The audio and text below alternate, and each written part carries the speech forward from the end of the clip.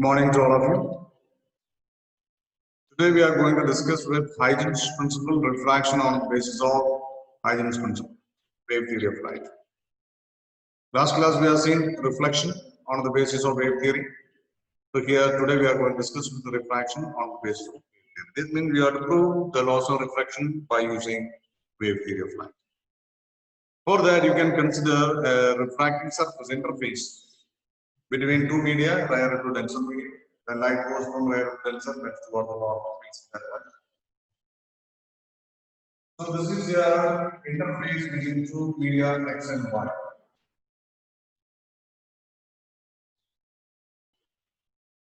And the first one you can take it as a rarer medium, and second one you can take it as a denser medium. The velocity of light in the first medium you take it as V1, and velocity of light in the second medium you can take it as V2. So that refractive index can be written as the rarer medium, this is the denser medium, here the velocity is V1, here the velocity is V2. Therefore, refractive index can be written as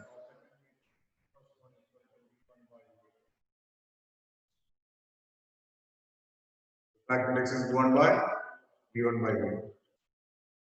So XY interface separating rarer to denser medium and a plane wavefront, say AB. The plane wavefront incident on the interface. Plane wavefront is perpendicular to the plane of the paper. So correspondingly, we can draw the rays. First ray, second ray, and third ray. These are the rays. Perpendicular rays are perpendicular to the 1, 2, 3 are the corresponding incident rays. At the point A, the plane wavefront is reaching or incident here at an angle of incidence. So at the point A, you can draw normal. So this normal angle will be equal to pi. So the corresponding incident ray, AB is the plane incident wavefront. Now, the next point is according to Huygens principle, each and every point on the wavefront will act as a source of secondary wavelengths.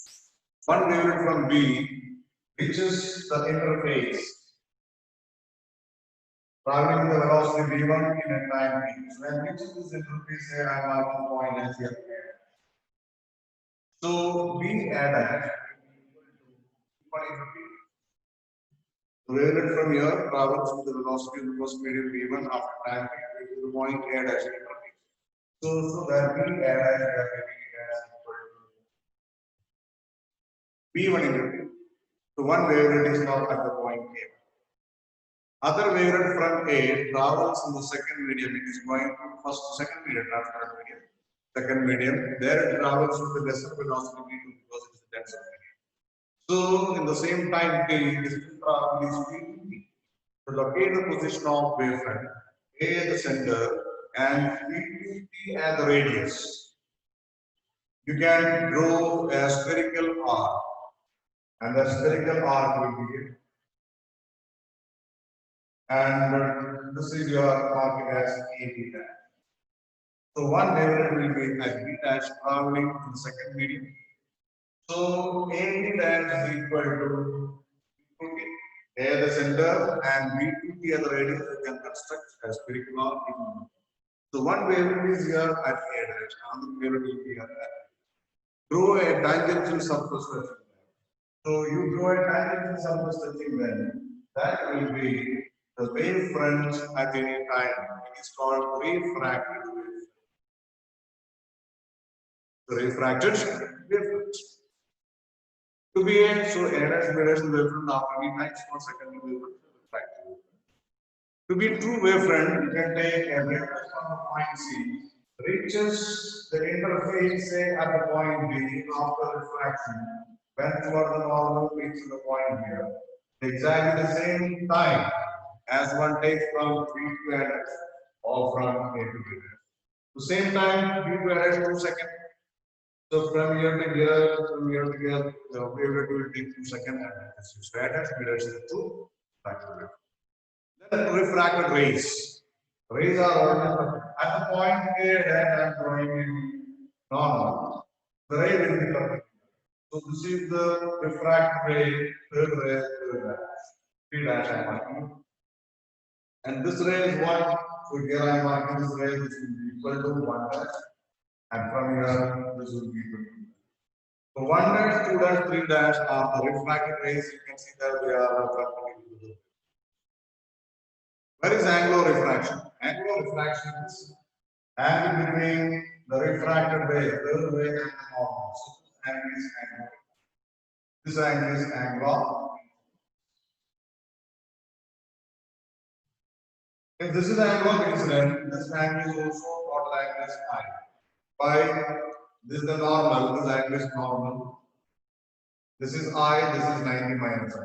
And this is normal, so this angle is I. Same argument can be given for R. If this angle is R, this angle is also. The diagram is very important. Refraction of the basis of Huygens principle. Now you have to verify the laws of refraction according to this. Means you have to prove that sin I by sin R equal to constant. Hence law of refraction. Hence law of refraction. For that you can take the triangle AB and dash. Triangle AB and dash means you are getting sin I. Sin I is equal to divided by this 90-degree angle A and the hypotenuse. Equation number 1. Another triangle can take it as A dash B dash. Triangle A dash B dash triangle sin R. This is sin R. So AB dash. AB dash this is 90 degree. AB dash divided by A. Equation number 2. So this is an incident plane wavefront. This is an incident plane wavefront, and this one is refracted plane wavefront. Equation 1.2 gives sin I by sin R. A dash cancel. We are getting it as B A dash divided by AB dash. What is B A dash? B dash is a distance traveled in the first medium, there is V1 P. And AB dash is the distance traveled second medium, PT cancel V1 by V. This is the refractive index of second medium, the first one. We are seeing this point in ray optics. So this is the first law of refraction. Known as Snell's law of refraction. First law. First law is verified by using wave theory. The second means the incident wavefront and refractive wavefront are perpendicular to the plane of the paper. So incident ray and the refracted ray and the normal line C. There is no particular derivation for that you have to say. The wavefronts are perpendicular to the plane, interface is also perpendicular to the plane, so incident ray, normal, and refracted ray all are lying in the same plane. Thus, we verify law of basis of light. So, this is the refraction from rarer to denser. The NCRT, one more diagram is given there. If the refraction is from denser to rarer, you know, when a light is going from dense to rare, bends away from the normal. So, what is the nature of the diagram in that case? So, diagram nature will be like this. Description will be exactly saying if it is from dense to rare medium, you can show the diagram. There will be no change in denser to rare medium. So, only the second part slightly is there, and this part will be exactly same. And here I write it as denser medium. If it is from denser medium to rare medium, light ray bends away from the normal. Denser to rarer. When light ray comes here to point P, it bends away from the normal.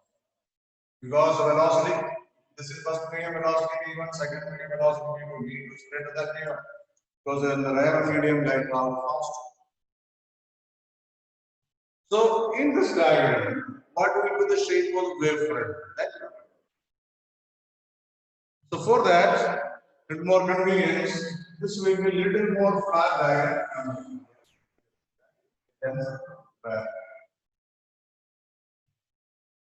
Interface is x1.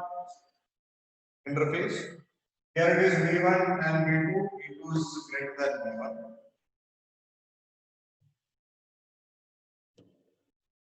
V2 is greater than V1. So the diagram will be here. So here I made the plane wavefront a little more closer. Little more closer, I will make.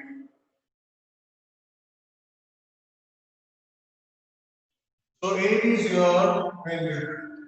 थोड़ा सा bend करके बना. Then only the diagram will drop. Rays are marking 1, 2, 3 are the corresponding rays. Normal to point A and log incidence. One wavelength is coming here and reaching the point here A dash. So B A dash is equal to B1T. But first medium is denser. At the same time, the second medium light travel more fast. So the distance travel in the second medium is more. That is important. So when we draw a sphere of radius, I am marking as a B2T distance at the radius A at the center, you can draw a spherical arc. You can draw a spherical arc we are drawing, and the spherical arc will be touching the point B dash. So that A B dash distance is B2T, that is greater than B1T, because light travel faster. One wavelength is here. You can draw a tangential surface touching here. So this will be your refracted wavefront when light is going from denser. Draw the normal of the point, and from here you can see that light ray bends on the normal. This is the third. This ray is coming here, bends in the normal. And this is already, you have see that it's already went from the normal and is going to this ray number 1. Any other ray which is from C to D, after refraction bends in the normal, reaches here and comes in. So the shape of the wavefront when the refraction is from denser to rarer. This is because the rarer medium, the distance travel is more. So for that, AB थोड़ा सा bend करके बनाया so that the diagram looks nice. So exact other things are releasing. This is I, and this R is greater than I. So any diagram, same method can be used to find out the verify stencil or refraction. Right. So these are the 2 points coming under Huygens principle. Explain reflection and refraction on the basis of Huygens principle. So this part is completed. Next is another 4 questions that suppose a plane wavefront is coming to different devices, just like a prism or a convex lens or a concave mirror. What will be the shape of that? That we have to see. Behavior of a prism, lens, and a spherical mirror towards plane wavefront. They will recognize the body laws. What will happen to the shape of the plane wavefront? And that's it. So next is behavior of a plane wavefront towards behavior of a prism, lens, and spherical mirror towards a plane.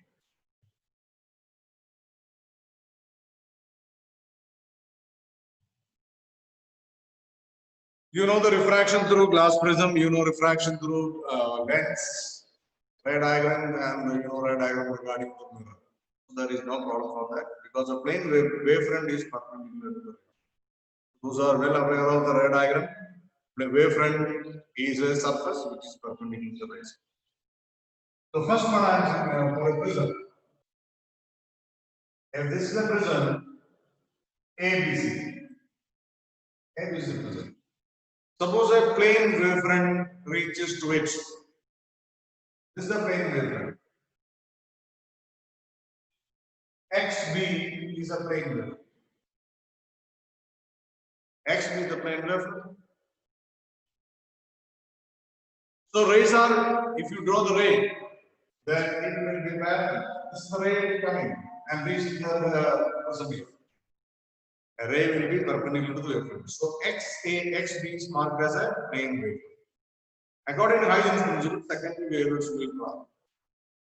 So one will start from here. You can see that it is traveling the air majority of the time, and here the material is very less.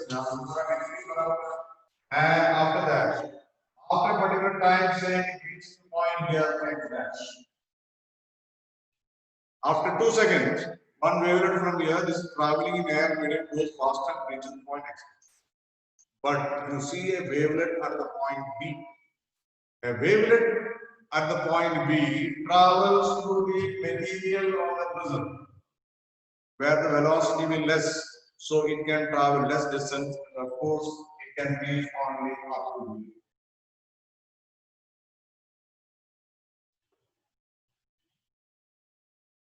And if a wavelet suppose I am marking the point here, P,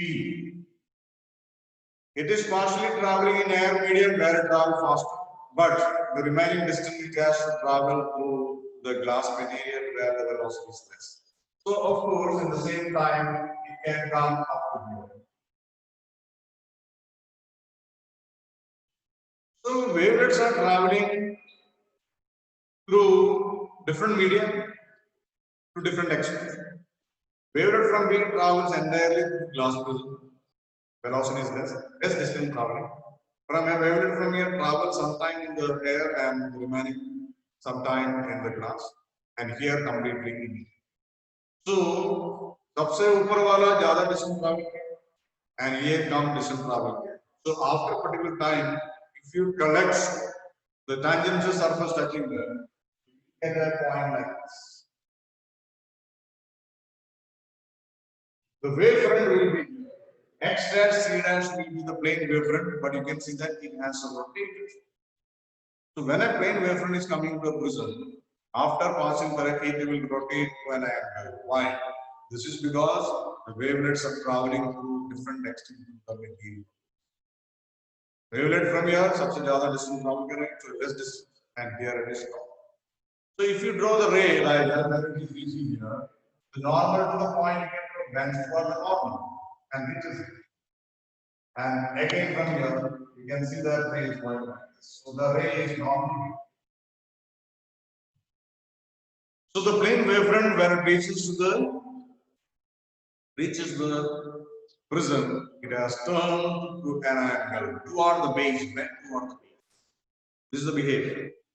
And the time taken, you can see that XA plus AX dash, that time will be same as the time from B to C. So I can write like this. Time capital XA plus AX dash, total distance traveled from the top divided by velocity by AN. That is the time, distance upon velocity into time. This is equal to PC divided by velocity in prism.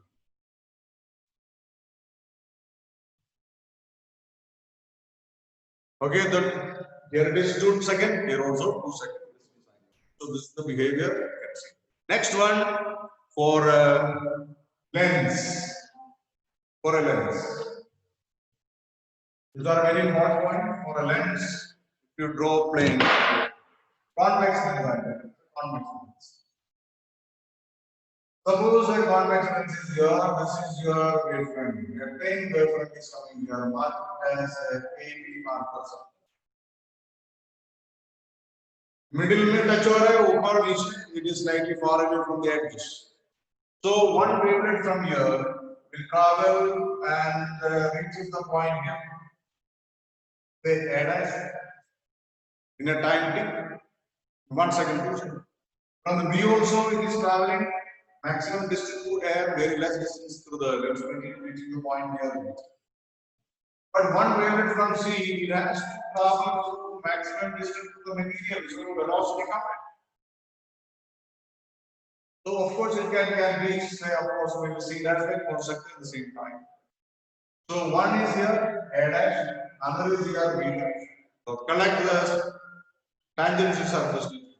So you will be getting as what is this wavefront? It's a converging wavefront. So when a plane wavefront is incident on a convex lens, we get converging spherical wavefront. If you draw the rays, you can easily. If I am drawing the rays of light, ray parallel, a perpendicular ray, reaching the well, and it will be converging to the focus. So you can see that. So this is the diagram for it. The behavior of a plane wavefront while passing through convex lens will be a converging spherical wavefront. Here also you can write the distance. Suppose this point I am marking xy. AX plus x a dash. That is the total distance travel in air. velocity है is equal to c to c dash. Is velocity in class. Time will be saying 2 seconds में बराबर है. Because here also the wavelength has to travel different extent to the length, maximum distance, the middle, minimum distance at the edges. So the shape changes over and converging spherical wavefront. Next one is if it is a spherical mirror, example, we take it as a concave mirror. What is the shape? When a plane wavefront approaches to a concave mirror, what is the shape of time? Mirror, it undergoes reflection.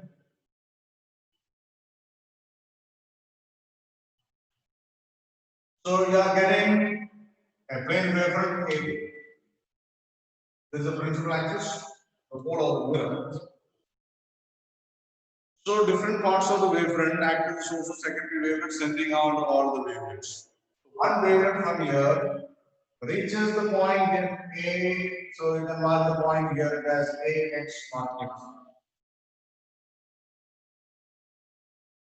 And another wavelength from B reaches and traveling the same distance here Y, or the same distance. And after that undergoes reflection. After some time, say 2 seconds, it reaches the point A dash. And from here also reaches the point B dash. This is the total distance traveled is from A to X to A dash, B to Y and Y to B. But one wavelength from C reaches the point P pole because A is the distance. CP is greater than X, so the distance. So in at same time 2 seconds, so that wavelength can reach the point C dash. So distance traveled from A to X plus X A dash, by plus yb dash, and cp plus pc dash, all are traveling in the same medium. So one wavelength reaches A dash from A, another wavelength reaches B dash from B, another from C to B, PC at the same time. So we collect all the tangential surface touching, then you will be getting a wavefront A dash B dash as a converging spherical wavefront.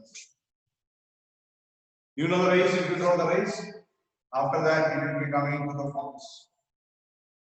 So this will be the shape of a plane wavefront when it is coming to a prism or a convex lens or a spherical mirror. So this is a very important point you are to. Next, we are to see what is the meaning of superposition principle.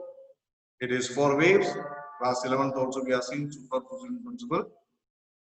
When two or more waves, when they are advancing in a medium, they superpose each other, and you will get the resultant displacement at any point. The resultant displacement at any point is equal to vector sum of the displacement produced by the individual waves, and all produce their own displacement independent of each. Or you can say algebraic sum. When you take the algebraic sum, sign convention to be used when the particle is vibrating up, positive. When the particle is vibrating down, you have to take it as negative. So net displacement at a particular point in the medium is equal to vector sum of the displacement produced by the individual waves at that.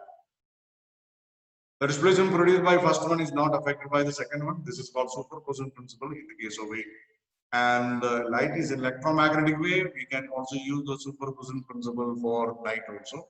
It's applicable for all kinds of waves. So I am considering two waves. If they are moving in phase, superposition principle SPP. Case 1, two waves in phase. First wave is represented by this. Any point in the medium P, you can take the first wave produce the displacement. Y1 and so on. Its amplitude is the maximum, that is A1. Maximum displacement is known as amplitude. First wave amplitude is A1.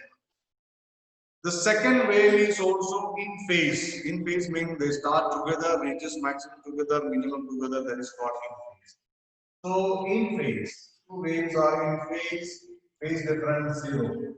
So second wave I am drawing with the dotted line. But they are going together.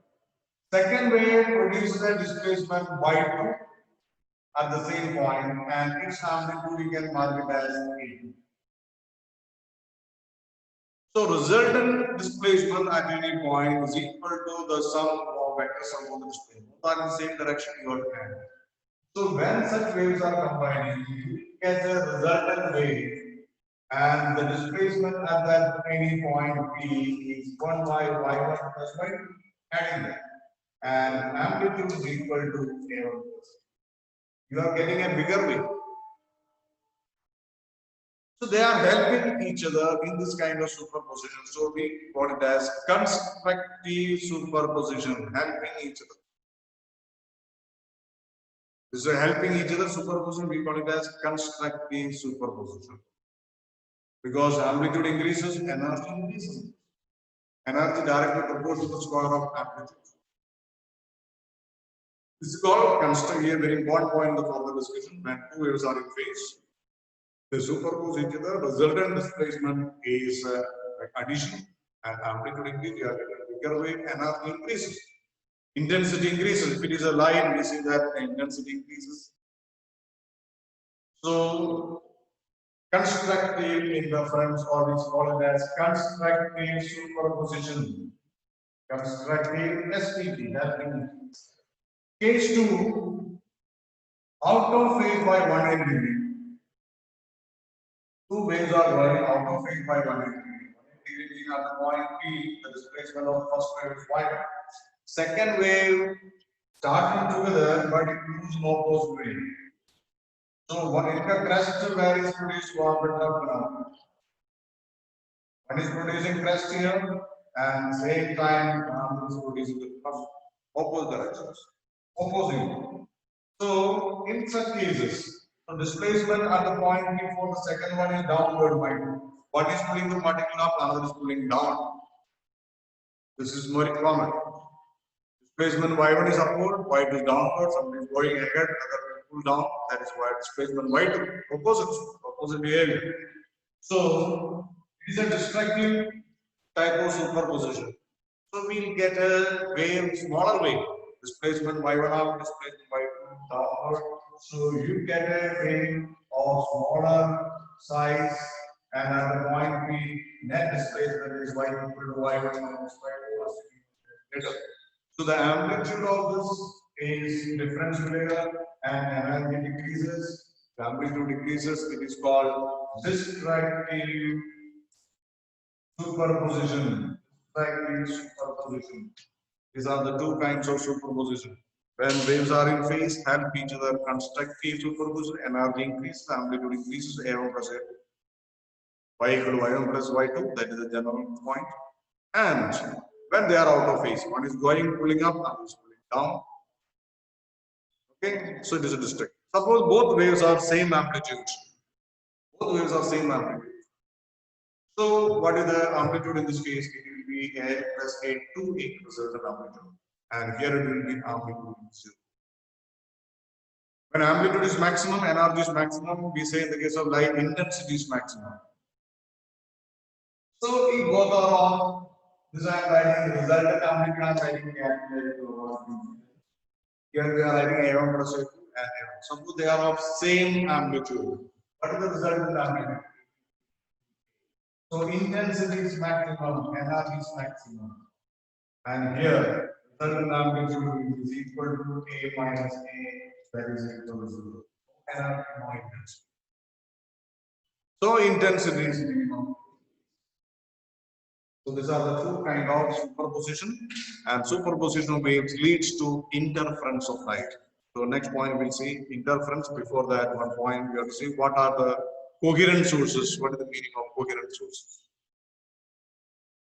Coherent sources. So comes again two sources on it. Two sources of light.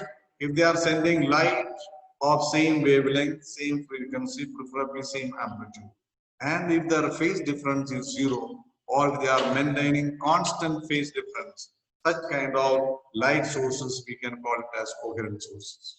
It's very important. So what are coherent sources? Two sources of light that should emit light waves continuously of same frequency, same wavelength. preferably amplitude also, but they should be either in phase or they should maintain constant phase difference. Phase difference 0, बढ़िया है, एक साथ चलते हैं हमेशा, और constant phase difference. So the constant difference is 30 degree, so they can maintain 30 degree through.